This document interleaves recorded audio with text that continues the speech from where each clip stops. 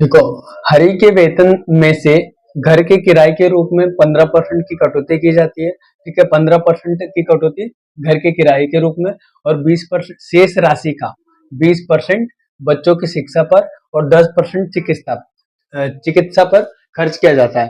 अंत में उसके पास 42,840 रुपए शेष बचते हैं। उसका कुल वेतन ज्ञात कीजिए। ठीक है, तो देखो,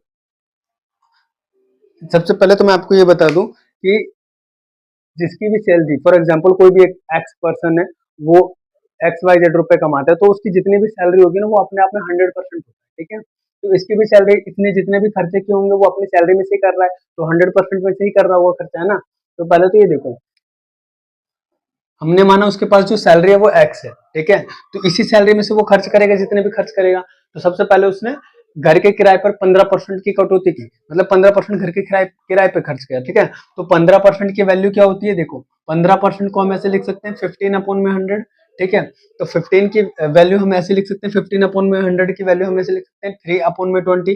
ठीक है, अब ये तो ये खर्च कर रहा है, 100 में से 15 रुपए खर्च ही तो कर रहा है, तो 20 में से 3 रुपए खर्च किया तो बचे कितने, 17 रुपए।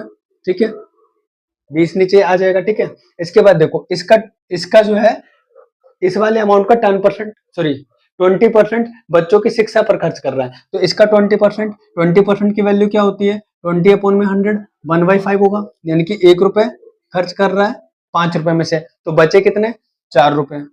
ठीक है, तो 4 लिख दिया। इस तरह से नेक्स्ट भी अगले में 10% चिकित्सा पर, तो 10% अगर चिकित्सा पे खर्च करेगा तो 10% की वैल्यू 1/10 होती है, बचेंगे कितने, 9/10। ठीक है, तो 9/10 लिख देंगे। यहाँ तक क्लियर है। अब देखो, अंत में जो उसके पास बचा वो कितने रुपए बचे हैं, लास्ट में उसके पास 42,840 रुपए शेष रहेगा ये। ठीक है, 42,840 रुपए। तो अब इसको जो कटता है वो काट दो। अब तो काटने का ही काम रह गया, 4 एकम 4, 4 पंजे 20। ठीक है, कट गया। 17 एकम 17, इसे काटेंगे, 17 एकम 17, 17 दूनी 34। ठीक है, बचा 8 और 8, 17 पंजे 85, बचा 3 और 4, 17 दूनी 34 और 0। ठीक है, 2 और 0। ठीक है, उसके बाद देखो, ये जो नीचे वाली संख्या है ये तो मल्टीप्लाई हो जाएगी। ठीक है, तो 5 को 5 से मल्टीप्लाई करेंगे 25, और 25 को 10 से करेंगे तो 250, 250, और ये क्या हो जाएगा, डिवाइड हो जाएगा। तो क्या मैं इसको ऐसे लिख सकता हूँ, 2520 इंटू में 250, और नीचे क्या हो जाएगा, नीचे हो जाएगा 9। ठीक है, और ये किसकी वैल्यू है, एक्स की। एक्स क्या है, एक्स कुल वेतन है।